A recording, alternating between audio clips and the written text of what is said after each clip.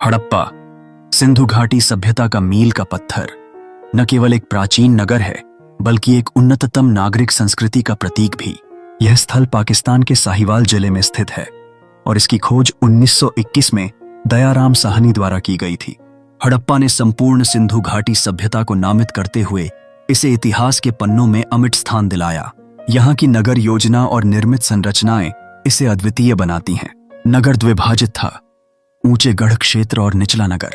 गढ़ क्षेत्र में प्रशासनिक तथा धार्मिक गतिविधियां संचालित होती थीं, जबकि निचला नगर आम नागरिकों के आवास का स्थल था। यहाँ की गलियों का समकोण पर एक दूसरे को काटना और प्रत्येक घर में स्नानागार एवं कुएं होना हड़प्पाई वास्तुकला की दक्षता को दर्शाता है।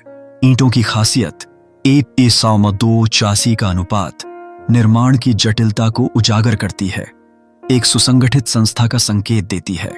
हड़प्पा की जल निकासी प्रणाली का चमत्कार उसकी उत्कृष्टता की ओर इंगित करता है। हर गली में ढंकी हुई नालियां और सफाई के लिए दिए गए छेद उस समय की स्वच्छता के प्रति जागरूकता को दर्शाते हैं।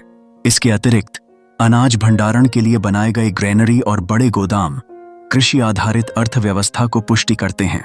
हड़प्पा से प्राप्त मुद्राएं, तांबे के औजार, आभूषण और मन के उस काल की समृद्धि और व्यापारिक नेटवर्क का प्रमाण है। धार्मिक विश्वासों की जटिलता यहाँ की पुरातात्विक खोजों में स्पष्ट होती है। पशुपति मुद्रा और मातृ देवी की मूर्तियां यह दर्शाती हैं कि हड़प्पा वासियों का धार्मिक दृष्टिकोण कितना विविधतापूर्ण था। यज्ञ, अग्निकुंड और दफनाने की परंपरा धार्मिक अनुष्ठानों की परंपरा को दर्शाते हैं।